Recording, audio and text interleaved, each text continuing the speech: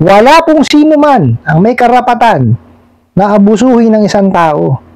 So, may memorandum dyan yung prohibition ng unfair debt collection practices Sa bagay, kung empleyado ka niyan, ang alam mo lang, di ba, yun ilista, yun ang gawin. Di ba? May nag-comment sa akin, kahit pa illegal ang loan app, responsibilidad ng umutang ang magbayad. Hindi kayo pinilit na umutang. Alam nyo kung magkano ang tubo. Tapos, hindi kayo magbabayad kapag siningil. Kaya kayo hinaharas kasi hindi kayo nagbabayad. Alright, napakagandang komento po nito. Pero bago natin sasagutin, ibitahan ko muna sana kayo na pakisuportahan po sana ang aking mga social media account sa YouTube, Facebook, and TikTok. Alright, may something tong nag-comment na to. Pero, ano natin siya. Ano niya yun karapatan niya na magbigay ng kanyang opinion at komento. Pero, i-debunk natin to. Okay, sasagutin natin siya punto per punto. Okay. Sabi niya kasi kahit pa illegal ang loan app, responsibilidad ng umutang na magbayad. Tama. Okay? Pagka nakahiram tayo, kailangan bayaran natin. Kaya lagi kong sinasabi sa inyo, di po ba? Pag-ipunan, tsaka bayaran. Okay po? Tapos sinabi ko rin sa inyo kahapon, pagka illegal, bayaran niyo na lang kung magkano yung magkano yung dinisburse sa inyo. Pero ito sasabihin ko sa inyo. Responsibilidad din po, nung lending company, na magparehistro. Okay? Kasi may batas po tayo diyan. Okay? Ang batas po natin diyan is yung RA 9474, which is the Lending Company Regulations Act. Okay? Importante po na malaman ito nung nagkomento. Okay? Pasensya kayo, may mga nagpapaputok, Malapit po kasi tayo sa kalsada, So, ulitin ko, importante humalaman to nung nagkomento. Okay? Yes, responsibilidad po nung nanghiram na magbayad. Pero responsibilidad din po nung kumpanya na nagpautang na magparehistro. Okay? Ito kasing komento na to is yung sa video ko kahapon. Okay? Na alam po natin na itong abusadong online lending apps na to is revoke. So, ibig sabihin po, tinanggalan na po siya ng Certificate of Authority to operate. So, ibig sabihin, illegal na nga. Okay? So, dapat hindi na niya ipinipilit na siya ay magpautang. Tinanggalan na siya ng ng karapatan magpautang Binawian na siya ng lisensya Diba? So, dapat, tumigil na siya. Hindi yung meron na siyang ni-revoke na yung kanya lisensya, nagpapatuloy pa rin siya magpautang. Natural, pag kaya in-advertise mo, 'di ba, sa sa web, may mangungutang diyan. Oh, 'di ba? Tapos ito sasabihin mo dun sa mga magko-komento ka ng ganito, 'di ba? So, sa tingin mo ba tama ba 'yung sinasabi mo? Wala naman kami ako sa totoo lang wala akong sinasabi na wag bayaran. Actually, sabi ko, bayaran.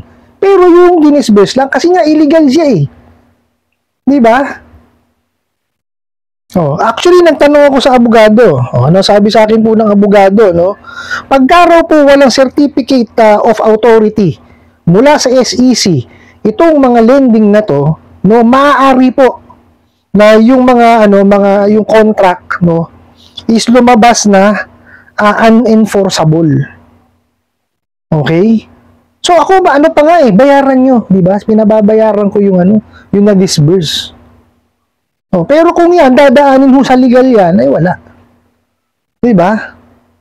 Tapos ginagawa niyo mga abusadong online lending apps yan? Wala nang rehistro, di na rehistrado, revoke na, nangaharas pa. Tapos malakas pa ang loob mo sabihin responsibilidad mong na tama naman.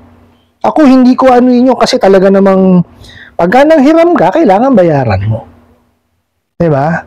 Pero yung i-comment mo pa, nakikita pa nung ibang mga mga manonood po natin na naharas na mayroon ng anxiety, tsaka depression, tsaka emotional stress, parang dinadagdagan mo pa yung stress nila.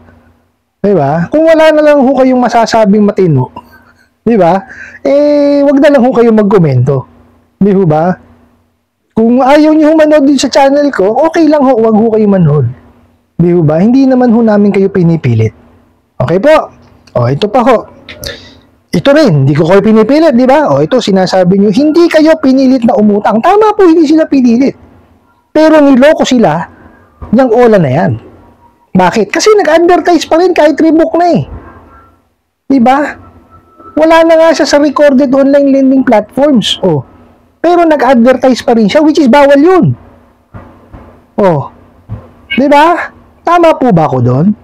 Basa-basa rin po, no, pag may time.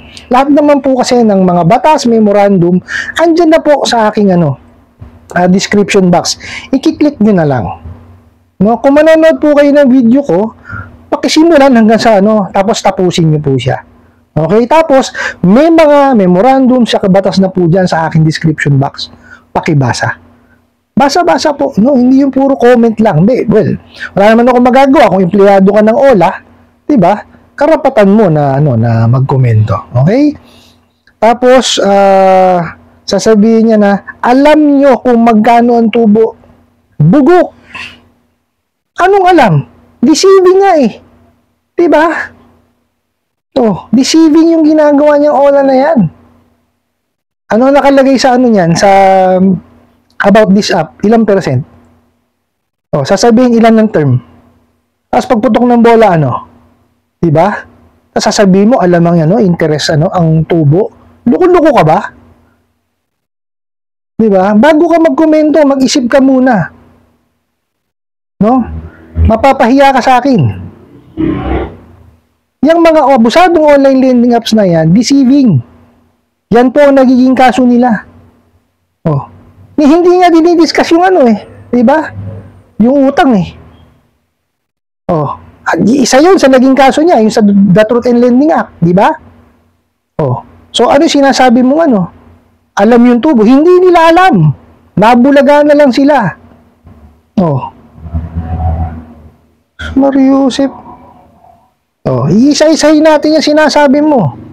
Tapos, sasabihin mo, alam yung tubo, tapos hindi kayo magbabayad kapag sinisingil.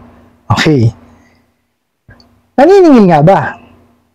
Hindi sila naniningil. Nanghaharas sila. Sa tingin mo, paniningil yung yung sigawang ka, murahin ka, takuting ka. Paniningil ba yun? Hindi paniningil yun. Diba? Isa rin yun sa naging kaso. Yung abusadong online lending apps na yan. Diba? Yung prohibition on unfair debt collection practices. Basahin mo muna kasi kung ano yung naging kaso niyan. Kaya yan nawalan ng lisensya. Puro ka magaling ka no? Tapos sasabihin mo pa rito, kaya kayo hinaharas kasi hindi kayo nagbabayad. Wala pong sino man ang may karapatan na abusuhin ng isang tao. May memorandum dyan yung prohibition on unfair debt collection practices Sa bagay, kung empleyado ka niyan, ang alam mo lang, di ba, yun ilista, yun ang gawin. Di ba? Yan ang mahirap sa inyo. Magko-komento kayo, hindi nyo kayang tawag dito, hindi nyo kayang tapatan. Ako sinasabi ko sa inyo, fact. May batas at memorandum, di ba? Isa-isa ko sa iyo, di ba? Mali ka. Kaya wag ka magko-komento kung hindi mo alam yung pinagsasasabi mo. Bakit sa tingin mo pagka ba kayo tawag dito yung na-raid, sasagutin ka niya kumpanya nyo? Bobo! Ilang raid na po ang nangyari? Yung mga empleyadong nakulong, sino nagpiyansa? Yung mga magulang, tsaka mga kamag-anak. Ikaw sa tingin mo, papiyansahan ka niyan? Kung empleyado ka man niyang OLA na yan? Diba? Hilig-hilig nyo, ibang lahi yan. Sige, nandun na ako, empleyado ka niyan, pero alam mong mali ang ginagawa niyan. Diba? Tama ba mang haras? Pagmamalaki mo pa Kaya kayo hinaharas kasi hindi kayo nagbabayad. Di bobo ka ba? Diba? Ni-regulate na nga nagbigay na nga ng memorandum, bawal po ang mangharas. Bawal magpanggap, bawal magmura, bawal tumawag sa 10 oras ng yung sa tawag dito sa 10 oras ng gabi, tsaka sa mga alanganing oras, di ba? O pwede lang kayong tumawag simula alas 6 ng umaga hanggang alas 10 ng gabi. Ano ginagawa nyo? Lahat ng inilista ron, anak ng kamote, nilabag nyo. O di ba? Tapos kalakas-lakas ng loob mo, magkukomento ka ng ganyan. Di ba? Hindi pa ba sapat na pinahiya nyo na, di ba? Winalangyan nyo na. Pati ba naman sa comment section ng mga gumagawa ng ganitong mga content, magko-comment pa kayo? Wala ba talaga kayong hiya na? Di ba? Sumar Yosef, nilabag nyo na yung karapatang pantao. Oh. Ilalagay nyo yung comment na ganito, hindi nabasa pa yan. Di ba? Sumar Yosef kayo, wala talaga kayong kaluluwa. Ewan ko sa inyo. O ano? Di ba? Dinibang ko lahat yung sinabi mo rito sa komento mo. Mag-comment ka ulit dito sa video na to. Sige, sasagutin ko ulit. Di ba? Kalakas-lakas ng loob yung magkukomento ng ganyan. Hindi nyo naman mabackupan. O, di ba? Tama ba yung mga pinaglalagay nyo na yan? O, tumama ka lang sa una. Pag may utang babayaran, tama yun. Pero kung illegal yan, responsibilidad niyan na magparehistro. Diba? Dati yung rehistrado yan, tinanggalan, ni-revoke, diba? Aba, nagpatuloy pa rin. O, diba? Si Raulo yan. O. Tapos, pagka isisisi nyo dun sa nangihiram. Sasabihin mo pa, hindi pinilit. O. Nag-advertise kayo, si Raulo kayo. Diba? Kung saan platform lumalabas yung na yan, yung abusadong online lending apps na yan, yung mga ads nyo, pinagmamalaki nyo pa. Puro kayo, gago. Diba? Magalit na kayo sa akin kung gusto nyong magalit. Ako, nasa likod ko ang batas, alam ko. Tama yung sinasabi ko. Ngayon, kung napapahiya kayo sa pinagagagawa ninyo, tumigil na lang kayo. Huwag na lang kayo magkomento. Diba? Kasi itong mga videos na ginagawa ko, hindi para sa inyo to. Para to sa mga biktima, no? Sa mga biktima ninyo. Di ba? Para malaman nila kung paano kayo haharapin. Para malaman nila na may nakalatag na batas at memorandum tungkol dyan. At kahit paano sana, maibsan yung mga nararamdaman, yung mga naharas nyo. Yung nagkaroon ng anxiety, tsaka depression, tsaka emotional stress sa mga katarantaduhan nyo. Di ba? Huwag kayo dito magkomento. Diba? Kasi talagang sasagutin ko kayo. Palapatul ako eh. Okay? Hindi ako tatanda ng ganitong maniningil kung hindi kita papatulan. Kasi alam ko, nasa likod ko nga ang batas. Alam kong tama ako. Kaya kung kayo magkokomento ulit, comment lang na comment, sige. Sasagutin ko na sasagutin yan. Mapapahiya lang kayo na mapapahiya. Mapapatunayan natin sa mga taong bayan na puro kayo loko-loko. Magnanakaw, sinungaling, lahat yan ginawa nyo. O, di ba? So, mali ka, di ba? Napatunayan ko.